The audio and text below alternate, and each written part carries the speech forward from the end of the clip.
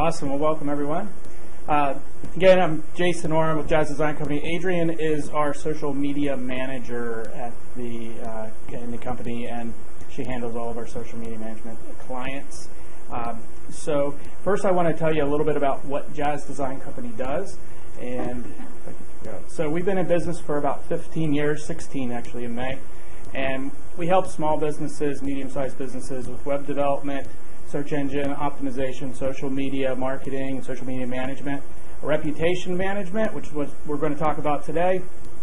And we also have web-based custom software application development, which is not something we talk about a lot because they're very specialized projects that we're able to handle, large property management systems, things like that.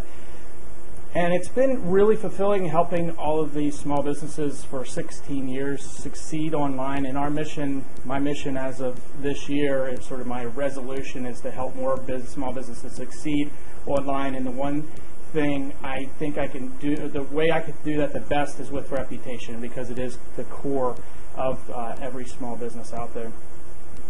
So let's go ahead and get started. The reason we're here today is to talk about reputation and how much it's costing companies who are ignoring the virtual doorway to their business. So reputation is has the single biggest impact on any marketing investment, regardless of whatever medium you choose, whether it's radio, TV, coupons, search engine optimization, pay-per-click, anything, whatever you choose to use to do. If you're going to spend money on that promoting your business, you better have a good online reputation, because it can be actually counterproductive if you don't. So one client of mine called me up one day, and she was in a sort of a panic. She found a review on Yelp, and this review was horrible. The person wasn't happy. It was a medical office, audiologist in particular. She knew all about the situation, didn't realize this lady went ahead and left the review. Below the review, there's a little button that says, "Did you find this helpful?" 9 people clicked that button that they said they found that helpful. So if you think that maybe 10% of the people that click that, or people that read that, are going to click that button, she probably lost over 90 prospects because of that one bad review. That's how much it can cost companies. So what we're going to learn today. First thing is, what is online reputation and why you should be concerned about it, and why you're being left behind if you're ignoring it. What sources people use to do their research before doing business with you. The buyer behavior has completely changed, and where you could be making changes right now when you leave here to protect your online reputation. The 3 things you can do if you get a negative review. I'm going to tell you how to handle those, how to respond so that customers won't be swayed by those negative reviews if you can't get them taken down. The top 4 listing distribution data suppliers, and how important it is to have your information up to date with them. So if you don't have your information up to date, it could actually be sending prospects to your competitors.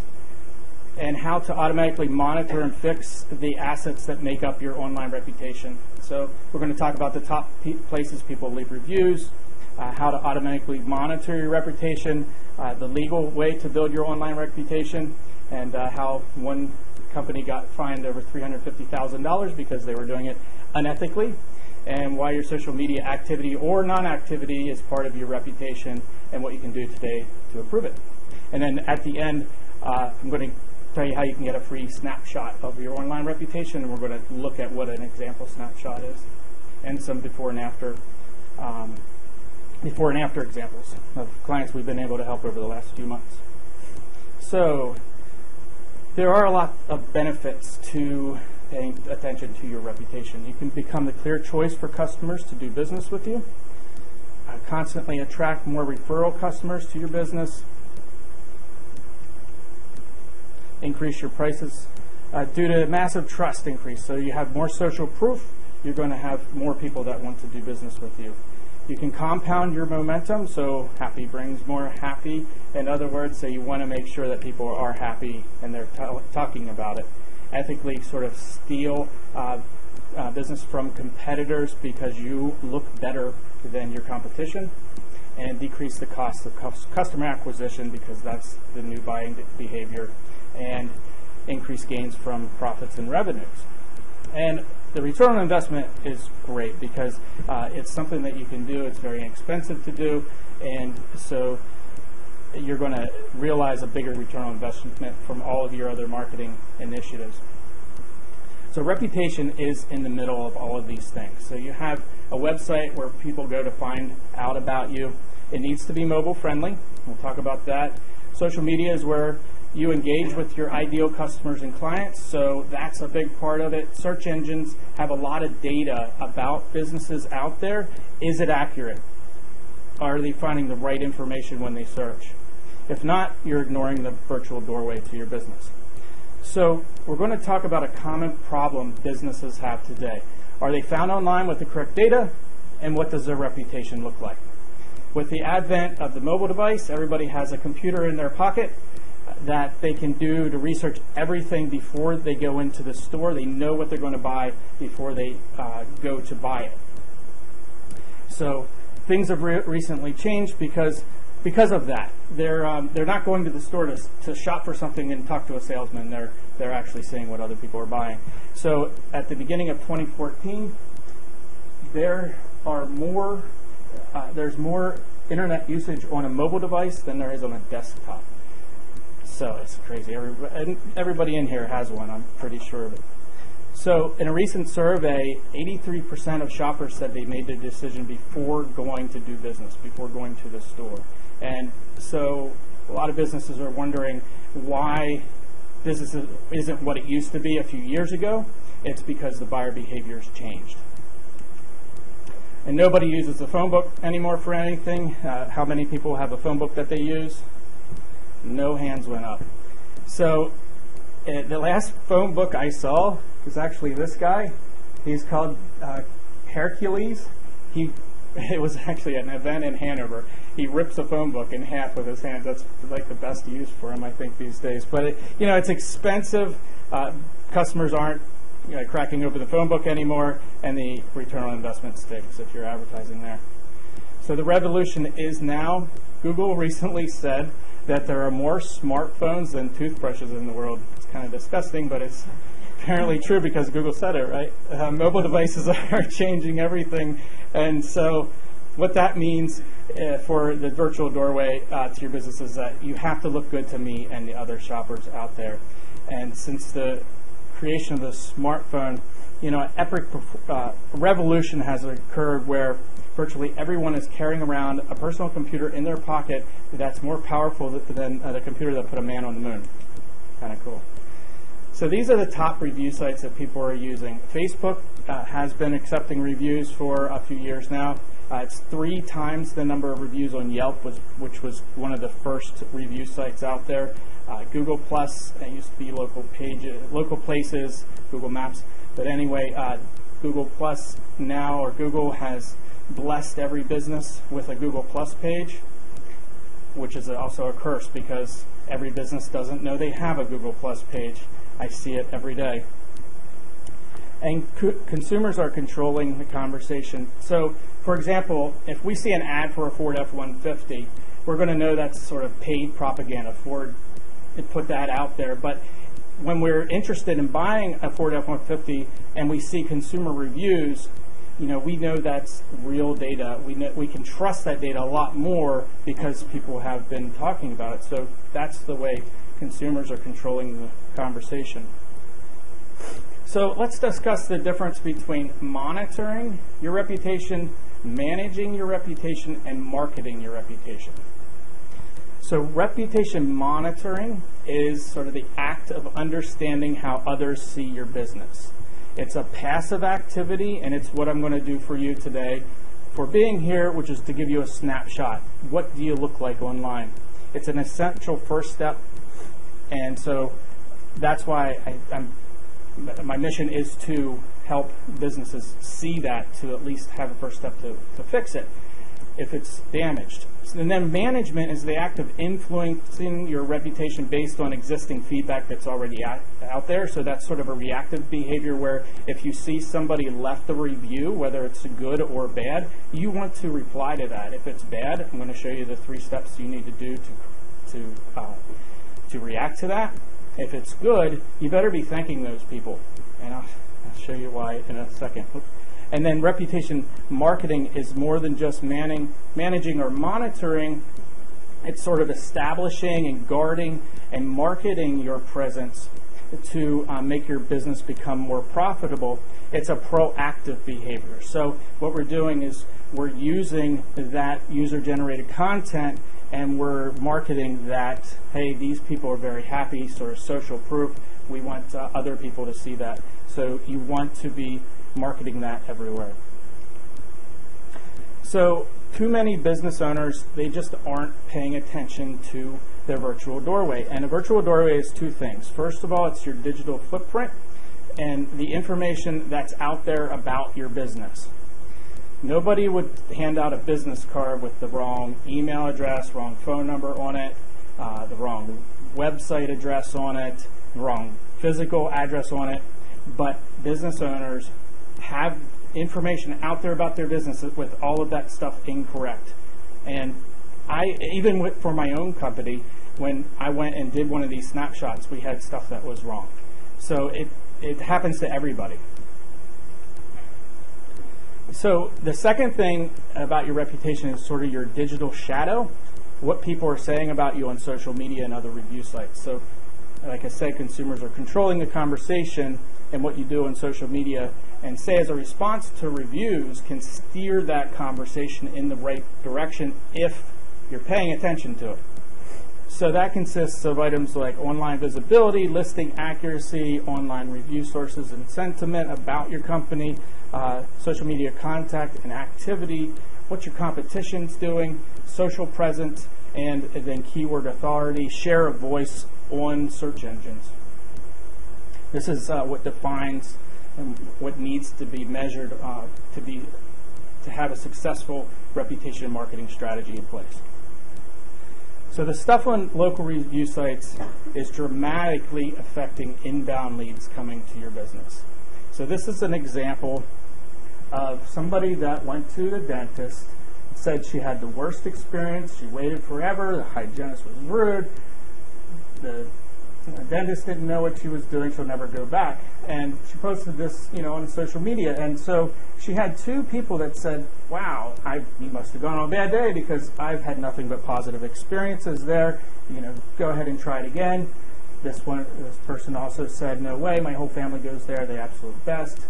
And so that's reinforcing the dentist. This is how you can have a positive influence on your reputation by having people that are going to actually help you market your business. So reputation and presence, they go hand in hand. That's why we refer to it as your overall reputation. So some people are confused by when I say reputation management, when it's actually your business listing management and your reputation, what people are saying about you. So if you have a good presence everywhere and all I read is that you do a bad job, I look at that business as a scam, right? And controversially, if you have a good reputation but nobody can find you online and the address and all the other information about your business is incorrect, that's sort of a shame. So businesses need to be found and trusted online. So one of the biggest issues business people face today is being found online. And one of the places is like TomTom or any of these other places that has to... TomTom is a big database, obviously, for maps, And what about Google Maps or Apple Maps and all these other ones? Well, there are 4 major companies that power all of the data on the internet. It's Factual, Axiom, Infogroup, and Newstar. They combine with Localese. They're the top places that you need your information up to date. You can do it yourself, but there's also listing distribution software that actually does it, enter it once, it updates everywhere. And it gives you access to all 4 of these data providers. And I can talk to you about that later, but the bottom line is it's really important because these 4 data providers power all of these things: search engines, review sites, social sites, GPS, vehicle navigations, and online directories. So there's over 300 sources that those 4 data providers provide information to. It's a massive list with a lot of value for businesses. Let's look at a few of them. So all of the major automotive manufacturing companies pull their data from these 4 data providers. And then there's a second source, like the old yellow pages are now directories, white pages, Bing, Haibu, Judy's Book, City Search, all of these different websites, they're pulling their information. They have to get it from somewhere. They can't get it themselves, so they're going to these data providers. The third set of value, it's like restaurants.com, yp.com, whitepages.com. This is just to name a few of them out of the 309 sources and counting. As more websites are out there, more of these are pulling from this. It's enormous value for small businesses, every business actually. So what happens right now is they'll send out all of this information, like the business name, street address, and then in the future, coming months, very soon, they'll also be sending out like hours of operation and other rich data like that. So I did this for my own company, like I said, and I was really surprised at how much information was incorrect. This is a snapshot report, a typical one that we can pull, and we can see sort of where we're at, where, if your street address is wrong or incorrect or missing, we can get a good idea of what's going on, phone number, zip code, and things like that. So you can go out and check this yourself. It's very tedious and time-consuming to update this on your own, but you can, or like I said, there's software in place that can do it for you. So this business has 4 different listings, and it's really hurting their business because people, if they wanted to go to this restaurant, they couldn't find it. It has 4 different addresses. So that's kind of a shame. There's nothing worse than having the wrong contact information about your business out there. Another thing you need to do is be able to monitor your listings. So over time, are they up to date? Are they getting the right information? This is an example of the snapshot report, and we'll go into this a little bit more in depth at the end, but we need to be monitoring the listings for accuracy. So this goes out, and compared to what we've entered, it says, well, this might be wrong, or this might be wrong. You might want to go out and edit that and fix it. So not many people know this, but here's how it works. This is a search for some salons, and what happens is it pulls up the top 7 results that Google thinks are the best for that search. These are the sort of magic 7. Do you know why? Anybody have any idea why they pulled these up out of 150 salons in this area? Well, good, because I'm going to tell you. So they all have a Google Plus page, and a Google Plus page is the single most important thing that any business needs to do to be found online.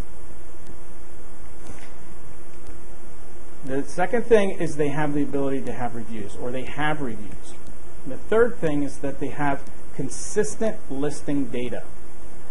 So when we did that search for hair salons, Google went out to all the places that delivered this, and it delivered the 7 best results with the best data. They all had a Google Plus page, and they have reviews. So that's what increases your exposure and gets you in the magic 7.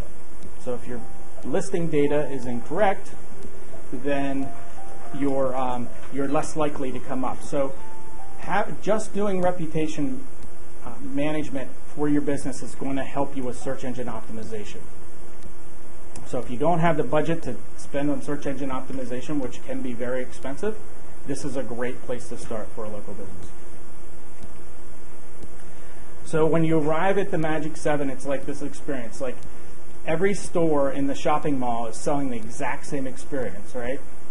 So you want to pick the one that looks the best. So imagine if there were like 5 customers out in front of one of the stores saying, don't go in there, they do a horrible job, You know, the dentist poked my gums, left me bleeding. And that's kind of what reviews are doing. If you have a bunch of negative reviews and everybody else has good ones, they're definitely not going to do business with you.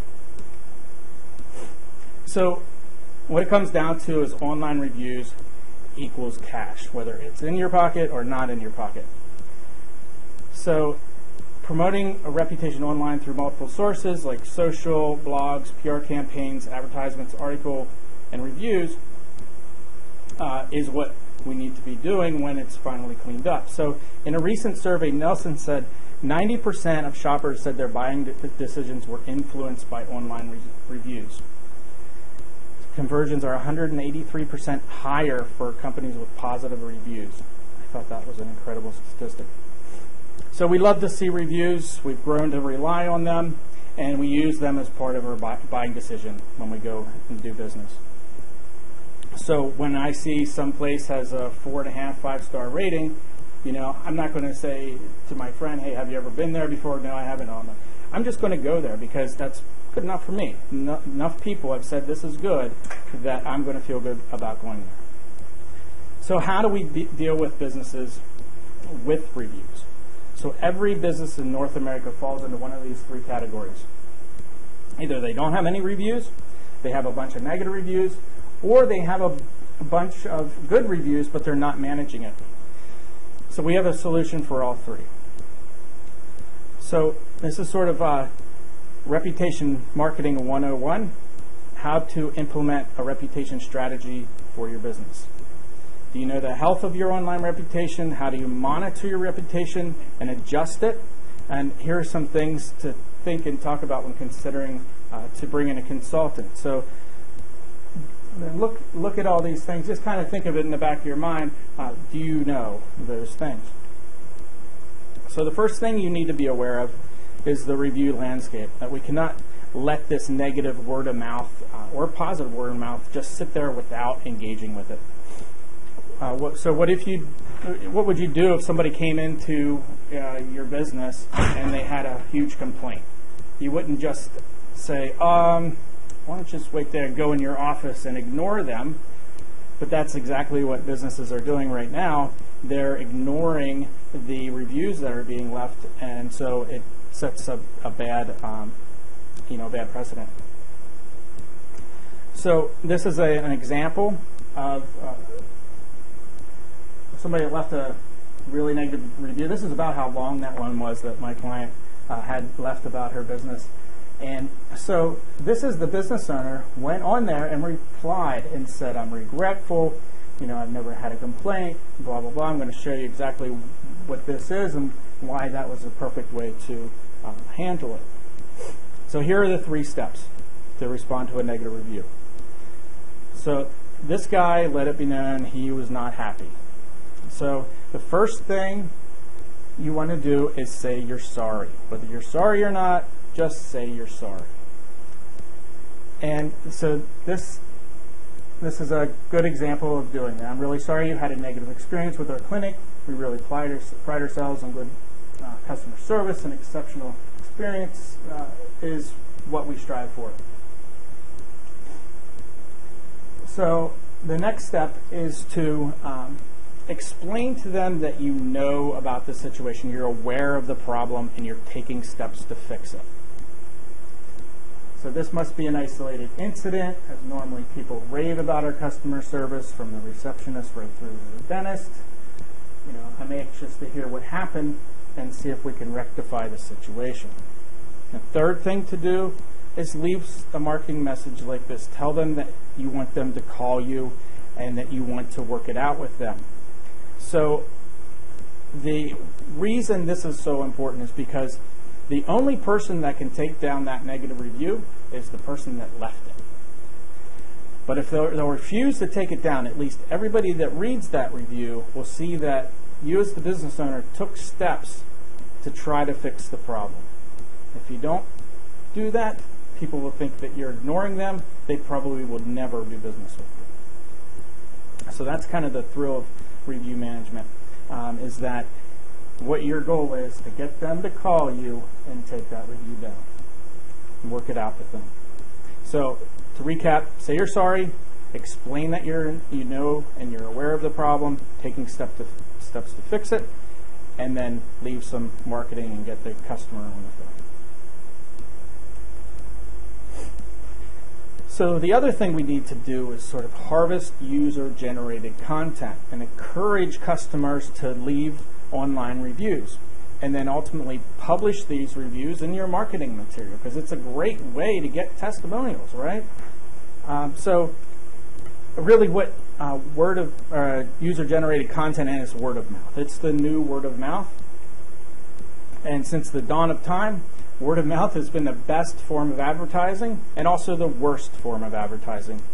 So we can harvest that and send it out through social channels, post it on Facebook, and all over your marketing material, and use the content to market your business. This is where we get to the reputation marketing side. So there's some done-for-you packages that can help you do that. We can talk about those when we do the 30-minute consultation after you get your reputation report. But regardless, you should be paying attention and using this positive word of mouth everywhere you can. So positive reviews are tough to get, so we better be thanking them when we see them. They're kind of like unicorns, because when we buy something and it does what we want it to do, the person that bought it, or me as a consumer, I don't think to go and leave them a good review, right? But a negative customer, or a customer with a negative experience, will crawl across shards of glass to make sure they tell everyone that they know or don't know on the internet. And so we need to be taking care of these positive reviews too. So when we see one, we want to just leave a little bit of marketing, encourage that positive behavior, because these are your brand ambassadors, like we noticed earlier, like this example. These two, Sheila and Val, they are the brand ambassadors of this dental clinic. So there are other ways to get rid of those negative reviews, but you better be careful, because this company, what they did was they created fictitious accounts online, and they would go out and say, hey, I'll get rid of those negative reviews for you, and they started to post a bunch of positive ones with fictitious accounts. The Attorney General found out about that, and they got fined $350,000 for doing it. So be careful, don't do that. That's all I have to say, don't do that. Okay, so how do you get those positive reviews, these unicorns? I love that picture. That's fantastic. So how do you get these good reviews? So you have to ask for them. If you're in a situation that allows you to have no reviews or a bunch of negative reviews, you need to get some positive reviews to push those down or populate it with good reviews. So this is one method, is to use sort of a postcard with the URLs of the review websites that you want people to go to right here. Or you could use a QR code, which would be another example of a way to get people to do that. You can get staff to hand out these and ask everybody, if you have a sales force, at the end of the sales process, I encourage everybody to incorporate this into that process. So when somebody's happy, say, hey, would you mind going here? It'll take you 30 seconds, just write something nice about us. And then, when people are happy, they don't feel the need to go leave a positive review if everything went well. So something like this is important to incorporate in the sales process. Another couple of ways to solicit good reviews is to set up table tents or signs in the waiting room or in the bathroom. Email existing customers. If you have an email list, I did this, I got about a 15 to 20% response rate. Send out an email, say, hey, would you go, and put the link right there so they can just click on it, takes them right to your Google Plus page or your Yelp page, wherever you're trying to populate the reviews. And if you make it easy for people, they'll do it. Just put that into place, and you could do that today. When you go back to your office, you could send out an email to all your customers, ask them to leave some reviews for you.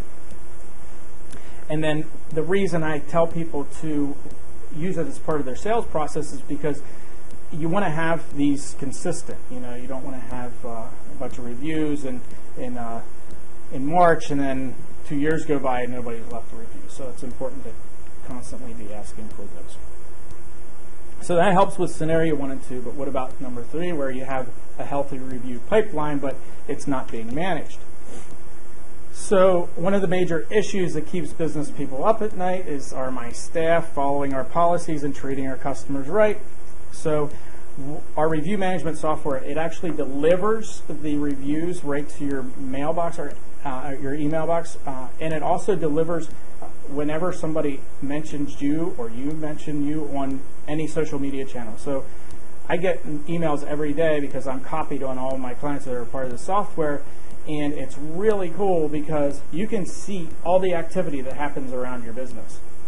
So if somebody posted a review on Facebook, you find out about that, you can go out and take the appropriate action. Or if it's on Google+, wherever it is, it's just an easy way. Otherwise, you need to be doing it sort of weekly, going out and pulling up all the sites. It's sort of a pain. So use these these reviews as sort of management tools.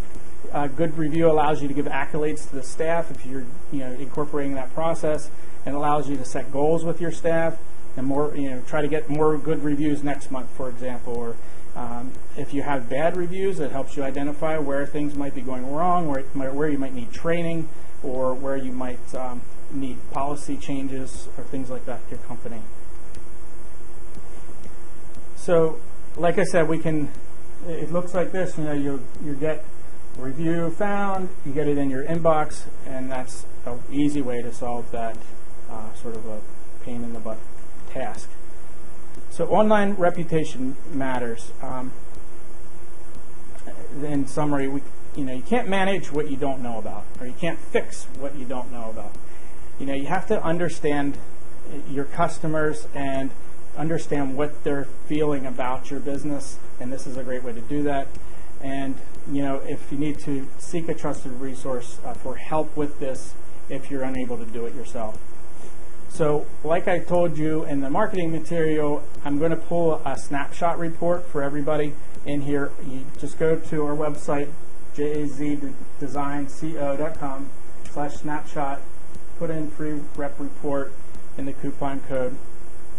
And then what will happen is I'll generate a report, and I'll ask you to set up a time to talk to me about that, and I'll explain it because it is a little bit confusing. I'm going to go over with you here, how to get that, or how that looks. But what we do is I go through there and I show you what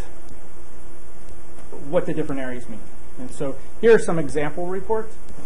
This is kind of what it looks like. It gives you an overall score based on the name of the business, the address, the physical address and the phone number, your website, and the category.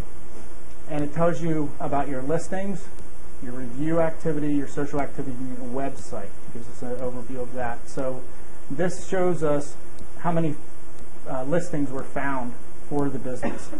And then comparison of industry average. So they're doing all right. That's kind of why they got a B.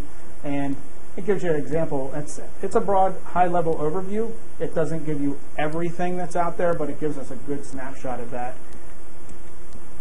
And then it tells you about your listing accuracy, which is really important. So this business has on Sunshine Media the wrong physical address. They just moved recently. So that's another reason it's really important to continue to use something that's going to update your business data if you move. Their website address is, the web address is completely wrong. This is actually a different company. On Super Pages, it's a different company. And on Dex Knows, they don't even have a website address. So this is the data provider accuracy. Those 4 data providers I talked about before, this tells us how they're doing on there. On each of them, they have some sort of errors. This is an idea of what the review landscape looks like. It's pretty bleak. Social performance, how many likes, how many posts, average likes per post, average shares. They're doing horrible there. Twitter, they don't even have a presence. And a little tip for you, even if you're not going to use Twitter, set up a Twitter profile anyway, because 2 things. One, somebody else could set it up for you, and that's not good. And 2, it helps with SEO. So it's going to get your web address out there. It's there, even if you're not going to use it. So the third thing it does is it gives us an idea of the overall website. The homepage size, even websites I develop, it gives me a red X there for some reason. They want these homepage sizes to be really small according to the software, and it is software. It's not perfect, but it's pretty good. So I don't really worry about that too much, unless you have this huge picture that if somebody's on their phone, it's going to take them 10 minutes to download. I wouldn't worry about that. But the things that are important, the phone number. Do you have your phone number on your homepage? If not, you should. Do you have your address on your homepage? Do you have your Facebook link to your Facebook profile on your homepage? And your Twitter and any other social media, all your social media links should be going right from your homepage. So if somebody likes to use that particular social media, they can go follow you very easily. The last thing that this report does is gives us an idea of what your website looks on a mobile device. And as I talked about earlier, it's very important to make sure your website looks good on a mobile device, since the majority of people are using them. So this is another example of another company, so you can kind of get an idea of the variations. It doesn't say the same thing for everybody. Some people think that, oh, everybody gets a 37. You just want to sell me something. I'm like, no, this is just for you. I just want you to know. They have missing phone numbers, incorrect phone numbers. This is actually a tracking number, so that wasn't incorrect. It goes to their phone, but it's different than the information that's up here, so it does pull that out.